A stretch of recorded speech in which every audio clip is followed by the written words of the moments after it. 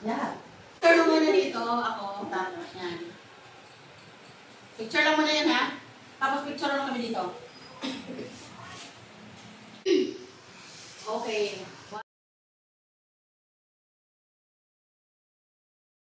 Okay, good morning everyone! Good morning! Okay, welcome to LC Real Estate Marketing.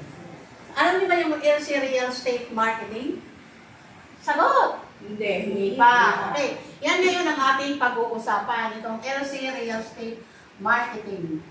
Alam niyo guys, bakit ako nakarating dito sa LC Real Estate Marketing? Alam niyo lahat na wala kaming trabaho. Ika-host kami sa bungay, halos walang makain. Wala lang baon sa utang at kung saan-saan lending umungutang. Ngayon, avoid ko na ang lending. So, ang goal natin as a LC Real Estate Marketing ay goal marketing.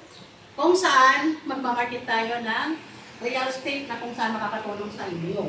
Una, ito yung aking lagi.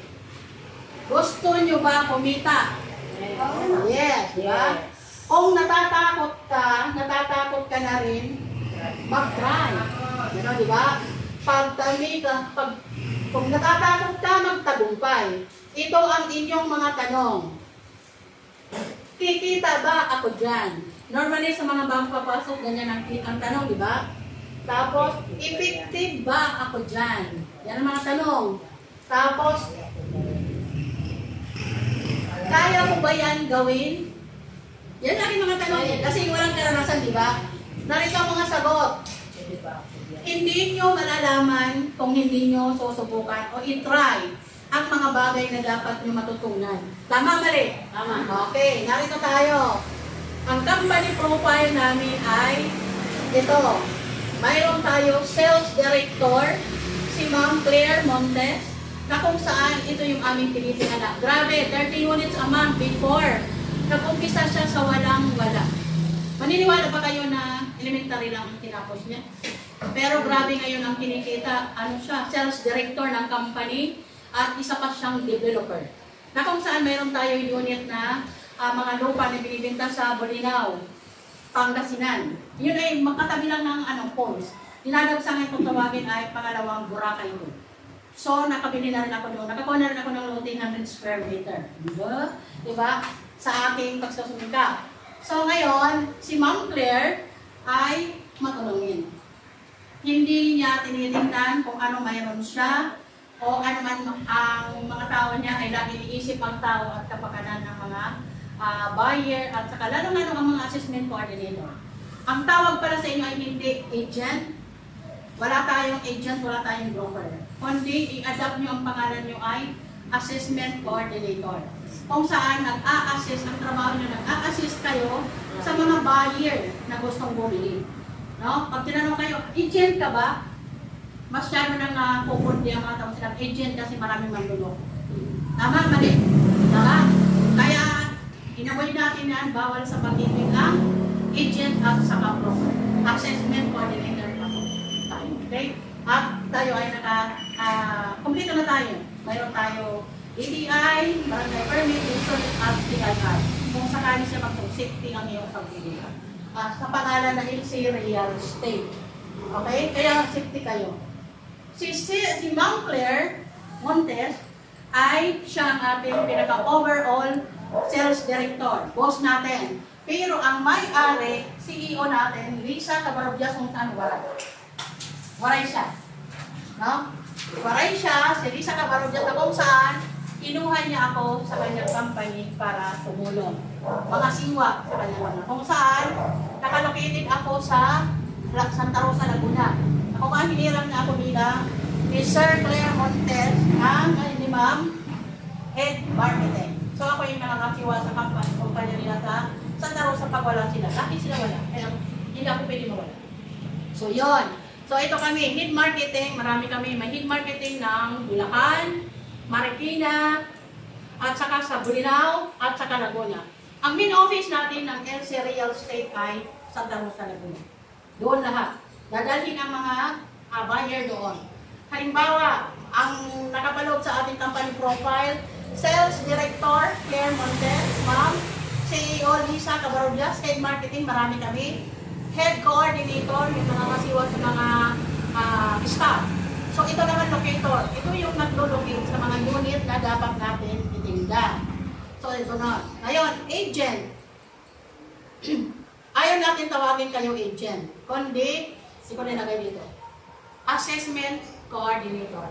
Huwag nyo sa kasi mababang tingin ng agent. Nag-iiwasan kayo hindi sabay magbayad. So, tama ba rin?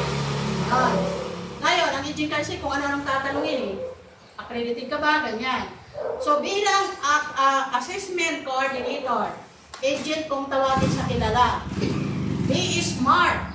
Ano yung smart? Smart meaning is smart. M, measurable. A, attentive. R, resourceful. T, talented assessment coordinator. So, dapat yung apat na yan nakapaloob kayo. Dapat pupukin ang sarili nyo. Mayroon kayo yan. Nahihiya lang kayo. Pero dahil dyan, matututo kayo. Ito lahat dyan. Smart. Smart, measurable, attentive, resourceful, at talented. So, kung saan, ako na din naman ako tinapos. Pero, nung pumasok ako dito, 5 days lang nakabinta ako ng bahay. Ako, for the first time, sa aming company, sa office, nang itinayo ang Laguna, ako yung nakapagbinta. 5 days. Linggo-linggo na. So, naka-anim ako na yun. Na kung saan, umpisa na ako nakaka.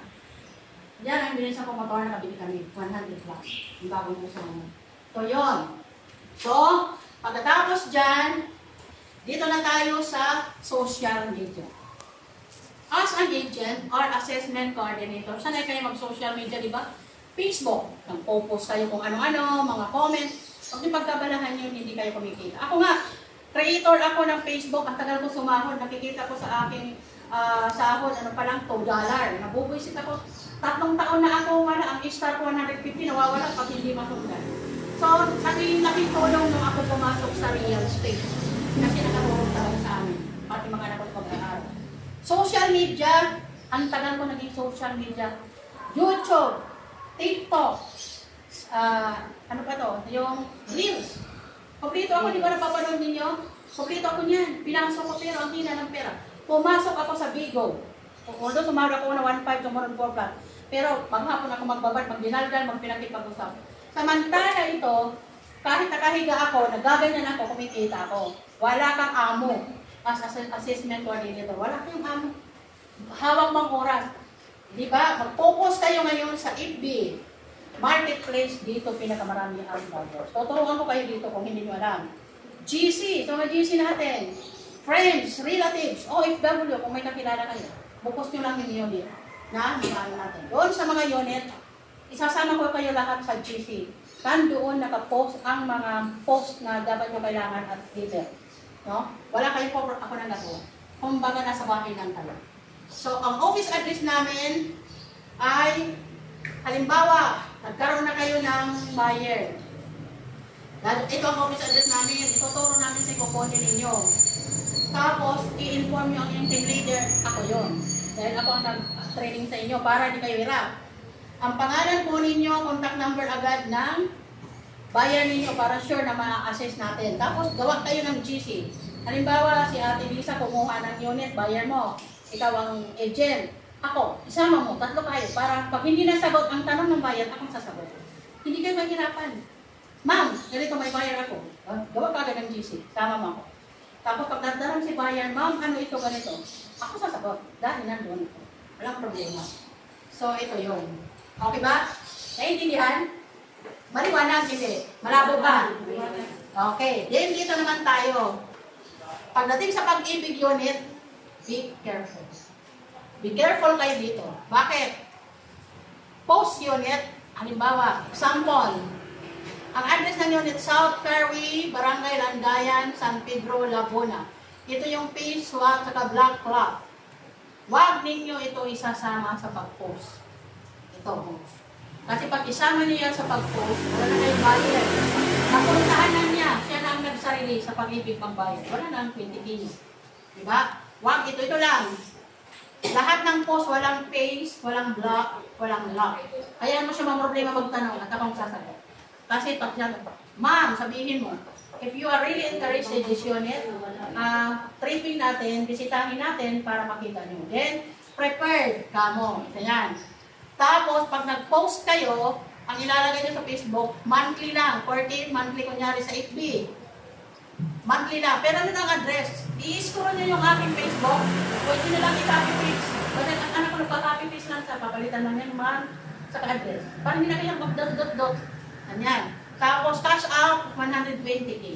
Ito ang importante kasi dito kayo magpo-promotion. Nakasaad yan sa detail. Halimbawa, salary as 40 on monthly. DCP is 700K.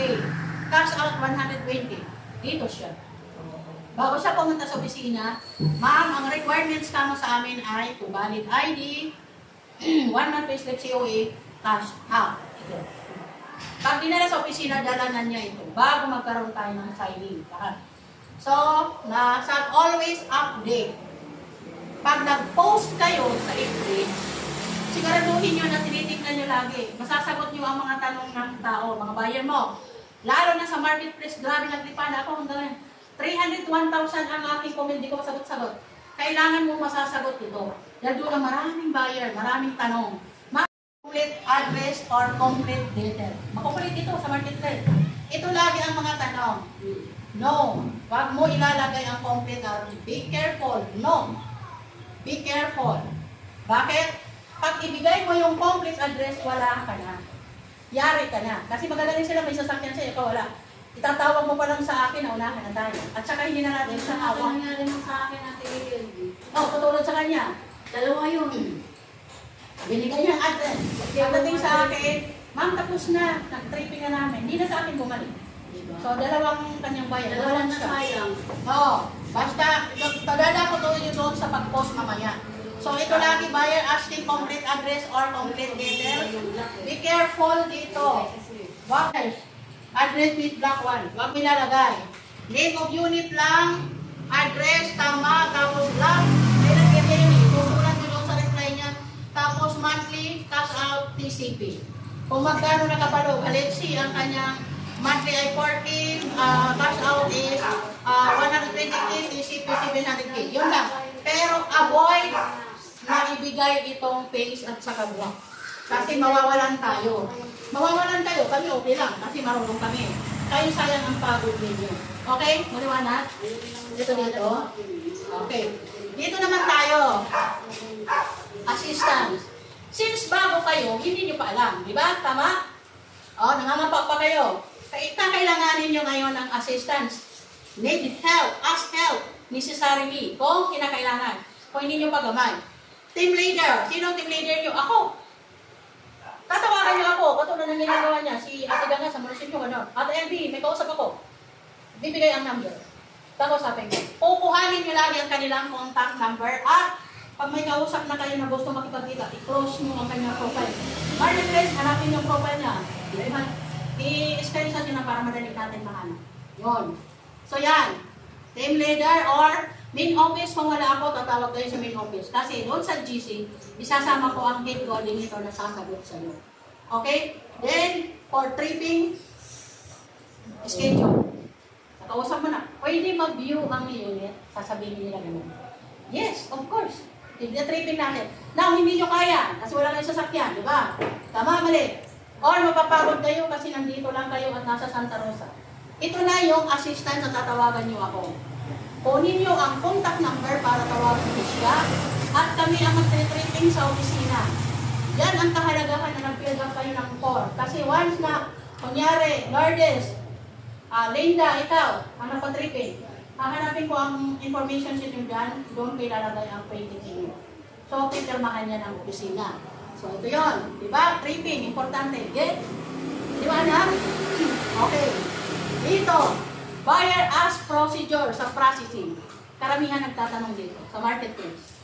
Ano ang isasagot nyo? Processing. Buyer ask processing. How? How to process? Gaganunin niya. Sasagutin nyo siya.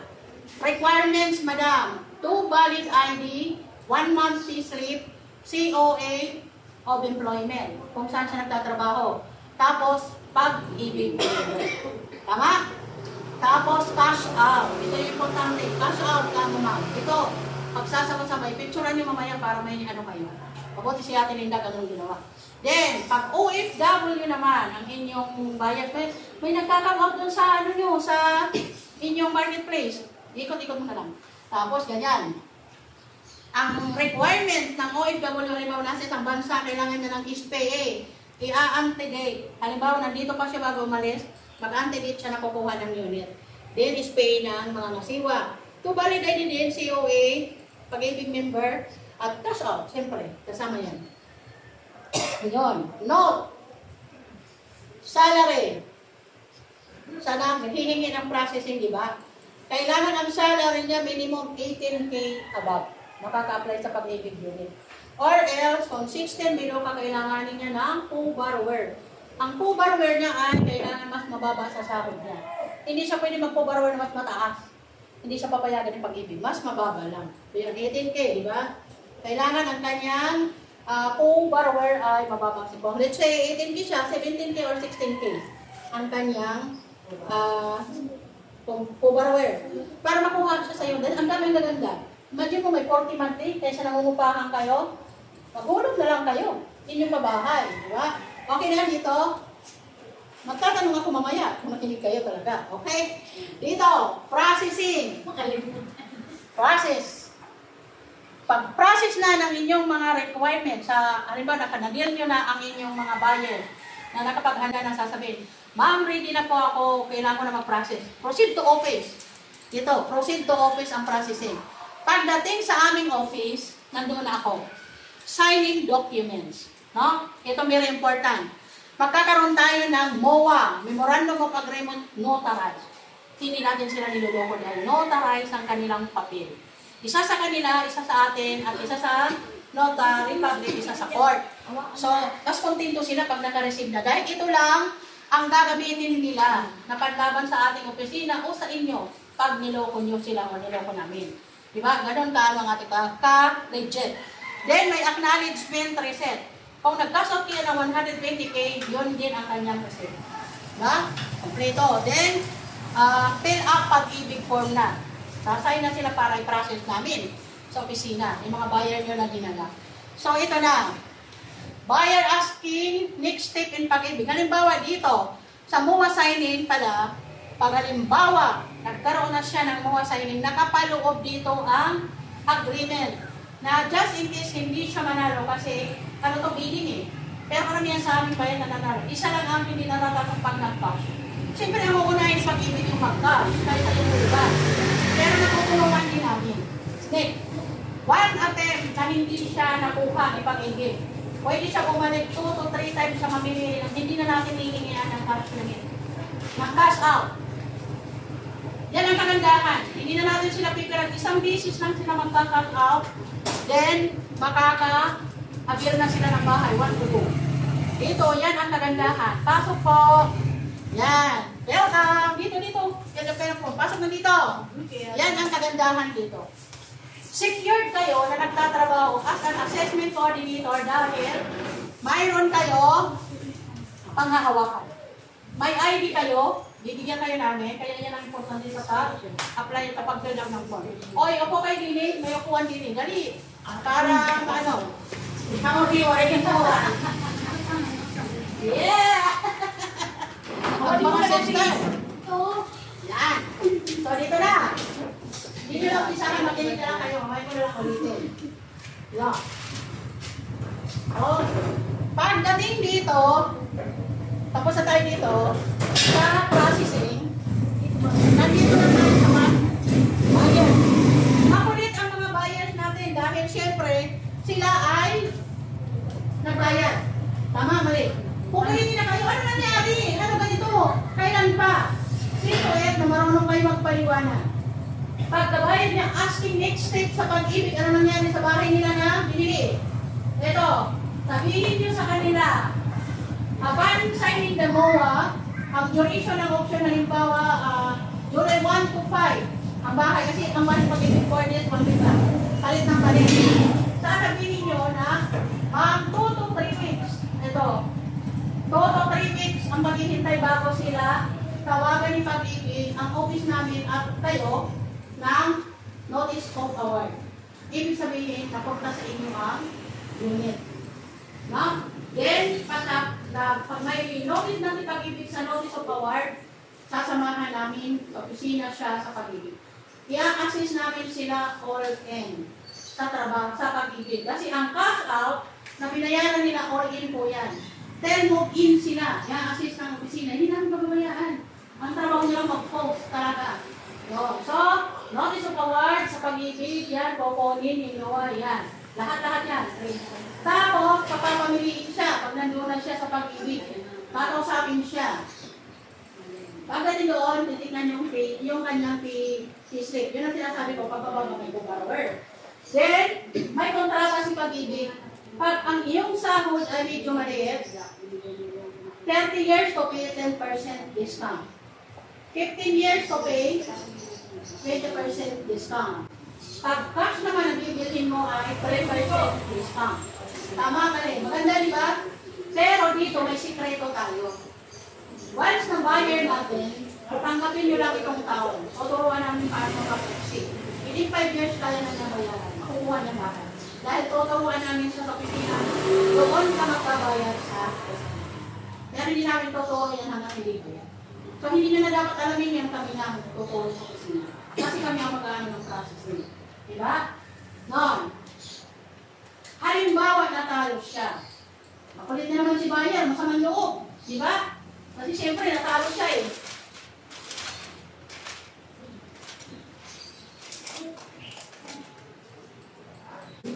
Dito, natalo siya. Makulit si buyer, masamang loob. Kami nakakaranas sa nila. Ba't gano'n? Bakit nila ako natalo? No, kami bahala mag-explain.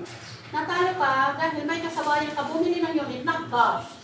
Alin ang pipiliin ng pag-ibig? Nag-cash o ikaw hulugan? Cash. Doon natatawahan sila. Di ngayon, don't lose hope kasi papalitan ka namin ng another unit na maganda pa.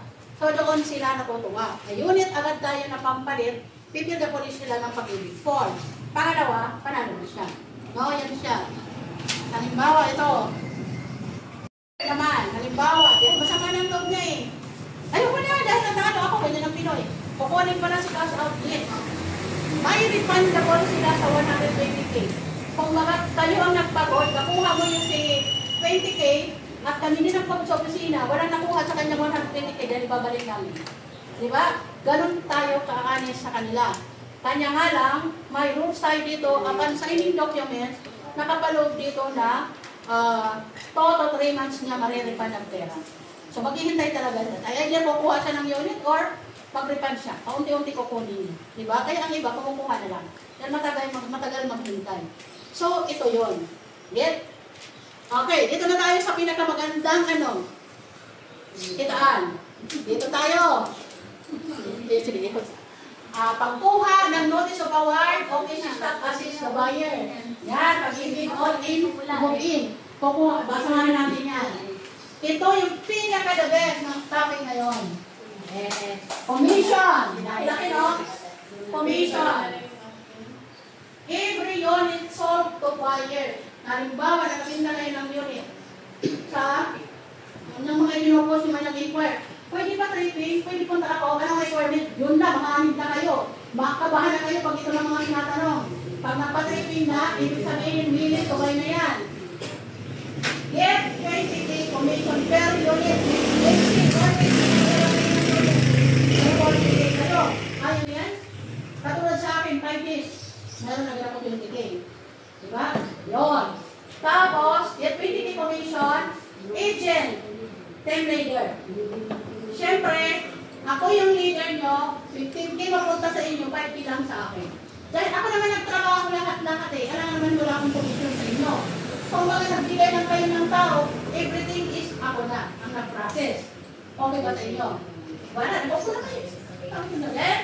Pag ikaw naman, halimbawa, sabihin mo, Ate LB, may bayar ako, hindi ko alam gawin. Kontakin mo to, itong contact number, ito yung profile.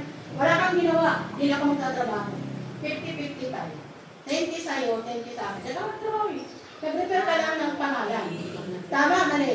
Wala naman ipon eh. Kung baka ako magsundo, magtawag, mag-follow up, let's go sir, training tayo.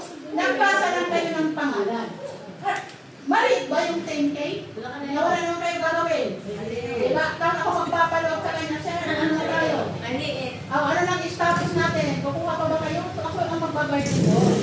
Pero kung kaya nyo naman i-shoulder, 15,000 sa inyo. Okay?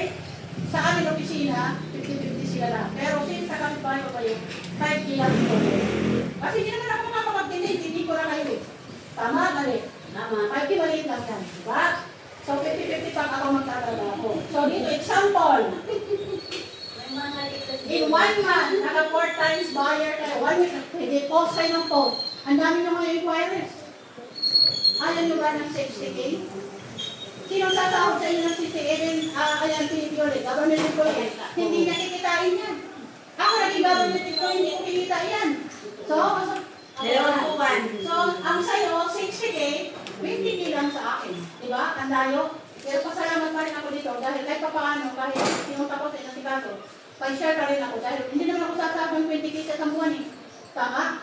Pasalamat pa rin ako dito, pero sa inyo yan. What if kung sa isang buwan nagsampo ang buyer ninyo, wow! Bala ako naman, di ba? Ang i-focus ninyo yan sa mga kamag-anak, na walang bahay, sa Facebook, sa marketplace, sa GC natin kung saan GC. Yoli, di ba? Sa Yoli, mga foreigner ang ano sa akin. Ano na, sabi mo na! Sabi ng aking idang, molo, sa DWD. Tapos, iyan ang mangyayari, ang makukuha ninyo. Tama ba? Wala kang pakpak dyan? Yay! Okay, yan. Okay. Good luck and more sales to come. Thank you. Nagit nyo na, magtanong. Ayan. Diba? Saan kayo pupunta pag halimbawa member na kayo? Ayan yung pag-ibig. Dito sa pag Saan kayo pupunta pag halimbawa may trading kayo? Halimbawa, mayroon kayo buyer, anong gagawin ninyo? Nakausap nyo na, lahat. Sino pupunta kayo? Siyempre, sa'yo. Okay, very good. Napakanan dyan. Para maituwid ko yung mga magigino. Diba? Halimbawa, nag-post at every may buyer ako. Kukontakin ko ngayon yung buyer, sir. Yes, proceed tayo. Ano ba yung gusto niyo? Interested ba kayo sa unit ni Bingo? Interested ba kayo sa unit na ni Lisa, ni Violi, ni Virgie? Yes po ma'am, pwede tripping. Yes. What time, sir? Then, i-schedule ko sa office, sa mga locator na mag-tripping yan. Si Ronnie, nag-tripping yan. Sama ko. Tinuha ko na. So, sila ang magsasama, ang mga bayan ninyo. Siguro ba yun? Pero, before anything else na nakipagtansa kayo, sabihin nyo na, sir, maganda po kayo. Kasi sa amin, rules sa aming opisina, first come, first serve, first cash out. Kung sino una makapagbigay ng cash out, ng cash out, mapupunta sa kanyang unit. Kung yun ang bayad, aligagan na yun. Ngayon, makipag-usap tayo sa, pwede naman sila mag-50%, pero akong kato, ako mag-desisyon. Dito. Kung pwede, kasi minsan walang makapagkas eh.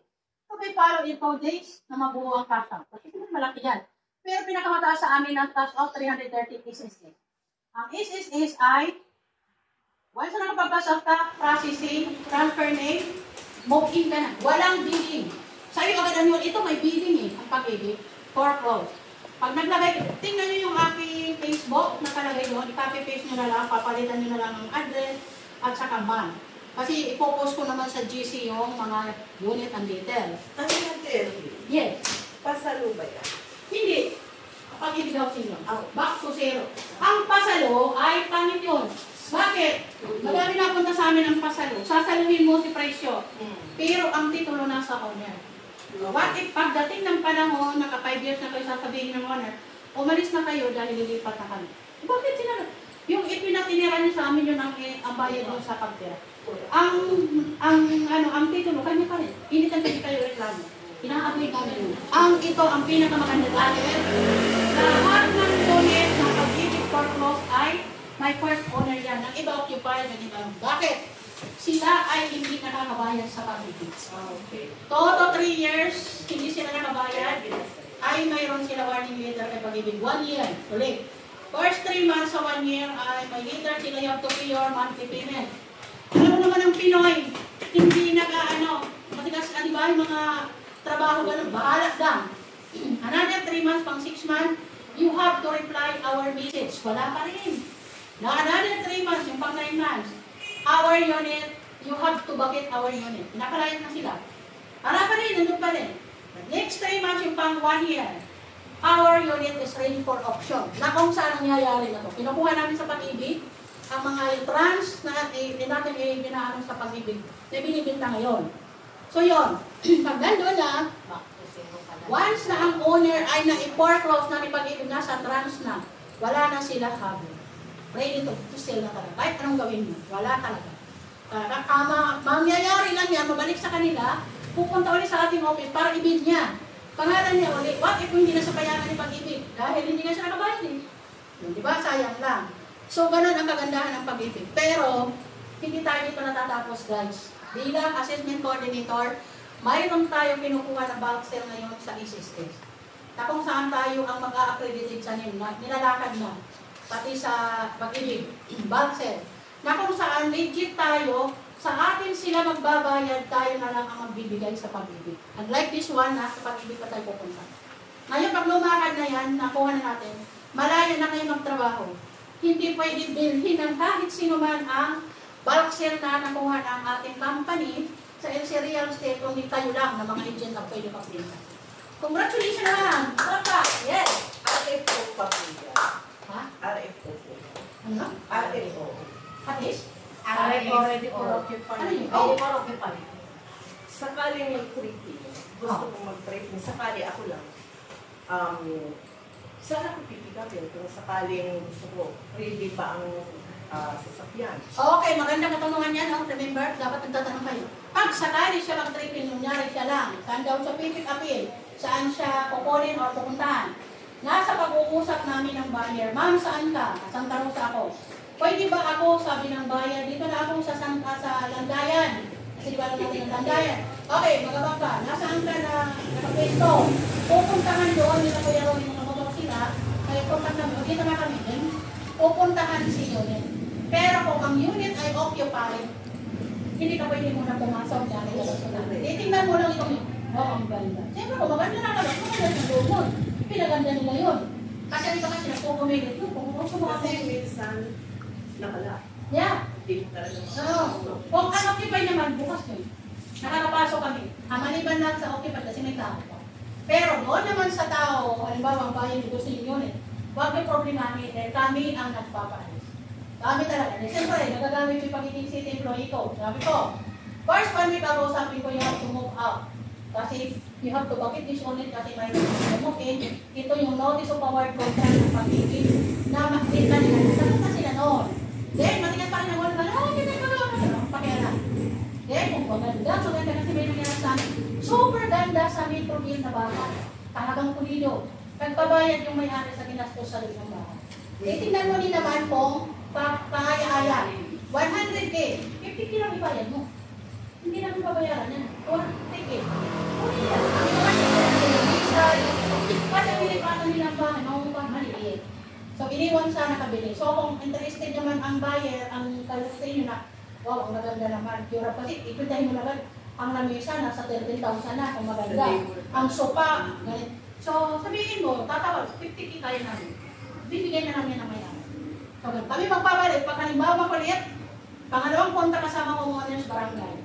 Pag pangatlo, anti-squatting, katulad din ako natin. O, kasama na. Alam, kaya hindi ako pinakapakawalan. Ganyan. Yan. So, okay na sa inyo. Mag-problematic, ganyan ang mga tanong. Okay ba? Dito sa inyo, sa una-una. Ulitin natin.